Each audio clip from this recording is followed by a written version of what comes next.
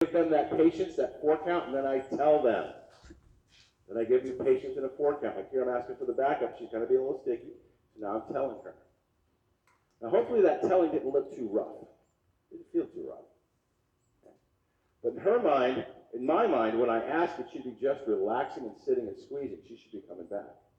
But she's not. She's like, I don't want to do that. I don't think I want to do it. So now I'm going to tell with the reins. I'm going to pick up my reins, give her a little bit more of a squeeze. She's going to work through her process, and I'm going to release. Okay. By the end of the day, her backup will get a little better. She probably doesn't have to do a ton of backup on trails. Most people don't. I do. I'm crazy that way. Lindsay can tell you. Okay. I do a lot of crazy stuff on a trail. I use a trail just like an arena. I train on the trail.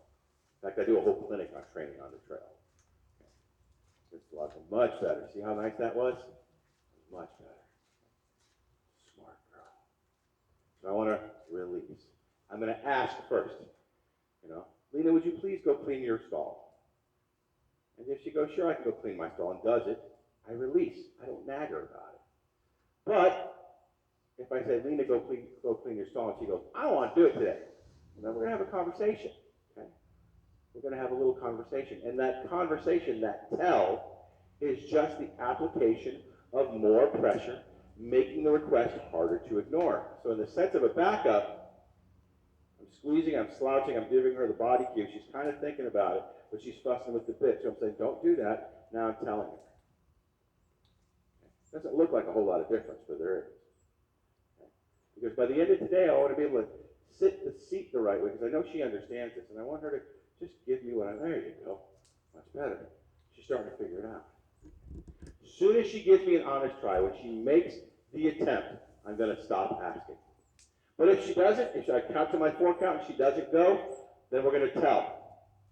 If we still get to a point where things aren't happening, this horse is telling me to die in a fire, then we're going to demand. And demand is just that. It will apply some very serious pressure. It's going to apply leg. It's going to apply the bridle. It's going to apply the rope halter. It might apply the stick with a rhythmic and aggressive motion. Okay? Ask, tell, demand. Most of our horses live in that ask to tell range. They just kind of have to help us figure out by communicating with us. Very few horses require the demand, the correction. I apologize, I only had 1 cup of coffee this morning. The correction. I use correction when a horse is doing something dangerous. When they try to bite or kick or drag me out of disrespect, that becomes a correction. A correction is like a little kid trying to put their hand in a cookie jar and you told them 3 times not to do it, and the 4th time, whack, they get hit with a wooden spoon kind of thing. Okay? They get a kind of a little spanking for that, and it shakes them out of it. Now, most things that we're going to do in the form of correction aren't going to do any, they're not damaging the horse in any way, shape, or form. It's just waking them up and saying, that is not acceptable. Don't. How many people here have had their horse try to bite them? Right? And you go, oh, stop it. No, no, no. That's the one time you'll see me go, nope. I'll get very assertive about it. Because in the herd, if one horse tries to bite another one, stuff gets real. There's a conversation that's going to happen. We need to do the same thing. But it's very rare. And it should always be a one and done. You make the correction, you move on. And you pretend like it never happened. That's why God put erasers on the end of pencils. Erase, erase, erase. Ask, then tell, then demand, then correct. That's